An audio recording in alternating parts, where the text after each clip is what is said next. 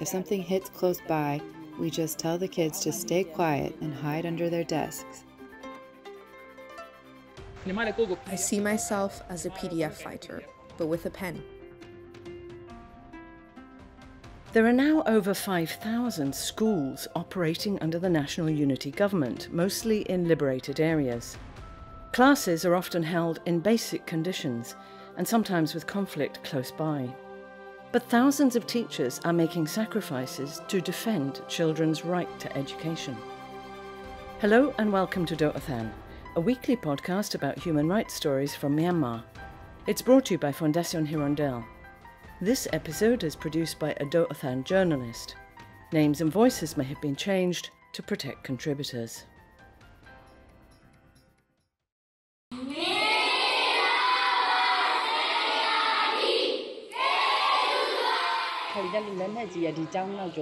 Sometimes heavy weapons land just behind the school. When that happens, we have to gather all the students. If the fighting gets worse, we send the kids home first and then the teachers. There are times we have to tell the kids to stay under their desks. And if the conflict really escalates, we end up closing the school for a week or two. Khine Khine is a teacher at a self-funded school under the National Unity Government, or NUG, in Bago region. She's 33, and before the military coup, she was a medic in a rural clinic in another part of the region. At first, she put her medical skills to use on the front line, but now she's teaching Burmese to middle school students.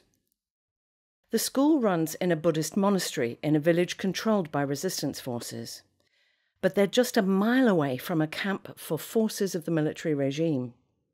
So clashes and artillery and airstrikes are frequent.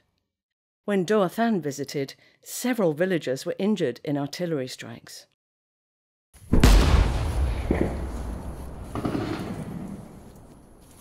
But it's a sad fact of this war that the children are now used to these kinds of risks, as Khine Khine explains.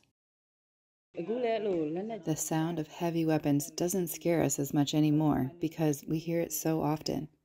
If something hits close by, we just tell the kids to stay quiet and hide under their desks. Maybe they're getting used to it.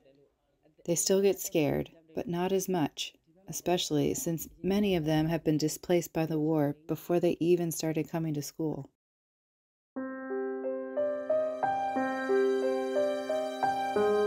Security is the main, but not the only challenge. Most of the kids come from camps for internally displaced people, or IDPs. Some of them have to walk for hours to get to school, navigating dangerous jungle routes. There are about 150 students between 5 to 15 years old, and classes are held in one hall with a roof that was damaged by an artillery strike. There are no separate rooms for different grades. The NUG supports teachers with training and schools with some stationery, but there aren't enough textbooks to go round all the kids. There's no internet access for online learning and very poor phone connections.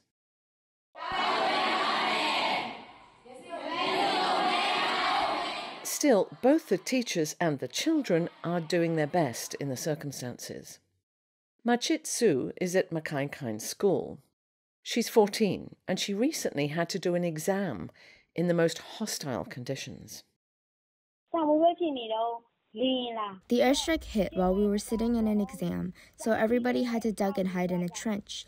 We also had to give in our test papers before they were completed. I was so scared. So were my friends.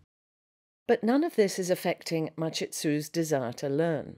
Her ambition is to be a doctor. I'll keep on going to school. I'll go to a village which has a high school. The walk will take about an hour and a half, but I'll go with my friends. I want to become an educated person.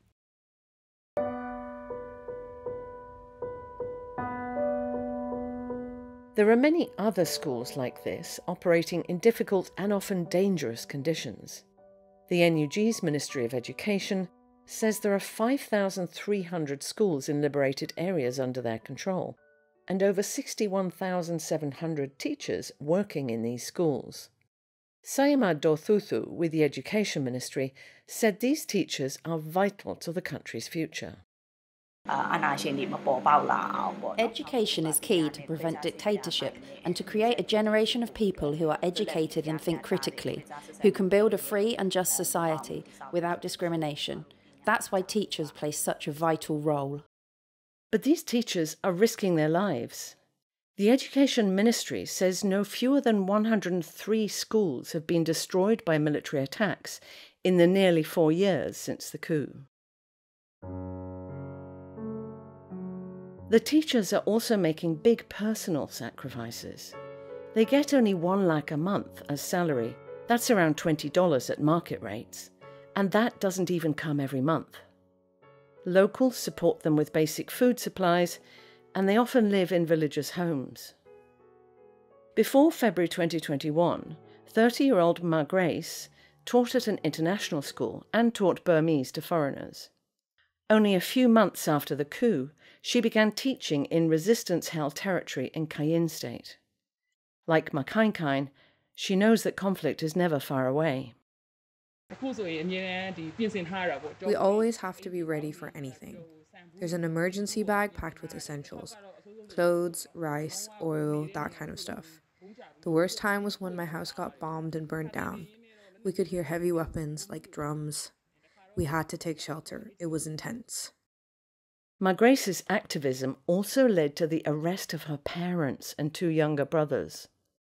Although most of them were released, her father suffered a stroke shortly afterwards, which may have been due to his treatment during interrogation.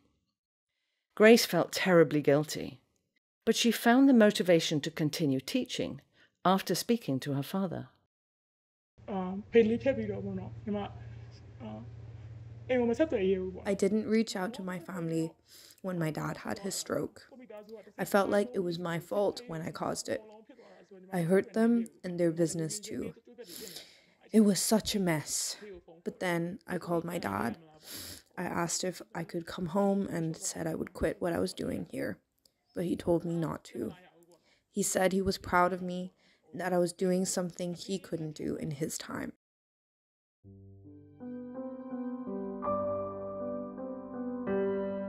While teachers in conflict zones face many challenges, it's also not easy teaching in areas controlled by the so-called State Administration Council. According to a list compiled by the Assistance Association for Political Prisoners, the military has arrested 469 teachers since the coup, with 385 still in prison. Some of these people have been jailed just for joining the civil disobedience movement, or CDM, leaving their government teaching jobs. Others have been detained and given long sentences for teaching with the NUG's online school, or even for working at private schools with links to the NUG.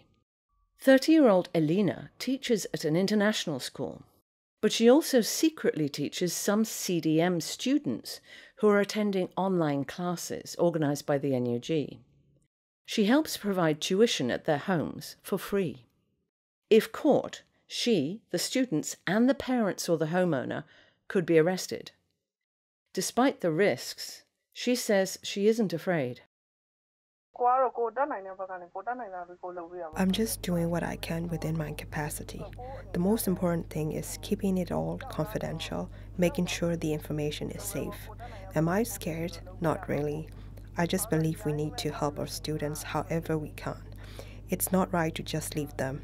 They need to keep learning.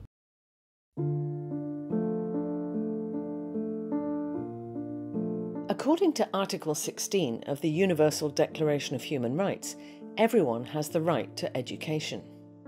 But a report by the Institute for Strategy and Policy, Myanmar, suggested that as many as 10 million students in Myanmar have been deprived of educational opportunities as a result of the coup. The teachers who spoke to Doh Athan have put their personal dreams on hold and are risking their lives to ensure that children continue to receive an education. Despite the dangers and the impact on her own family, Ma Grace remains committed to her current work, seeing it as a way to protect the people's right to education. I see myself as a PDF fighter, but with a pen. Just like the PDF takes up arms to protect the people, I'm using my pen to fight for people's education and future. No matter what, whether they bomb or shoot us, I'll keep teaching. I hope that one day our new generation will have democracy again, just like we did, even if just for a short time. Khine Khine has a dream of schools in a future Myanmar that are safe, welcoming and joyful. I hope that future generations of young people have comfortable and untroubled lives. I don't want anything else. I'd be content if they could lead fulfilling lives with everything going well for them. It's all about the new generation of youth. I want them to pursue their own paths and dreams.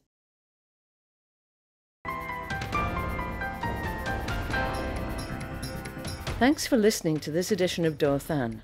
We'd welcome your feedback on social media, and please follow or subscribe to our pages.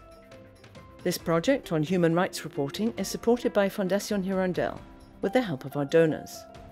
You can listen to our podcasts via the Doh Athan Facebook page. They can also be found on SoundCloud, YouTube, iTunes, Spotify and Telegram. You can also listen every Saturday night from 9 to 10 p.m. and Sunday morning from 6 to 7 a.m. on Voice of America Radio.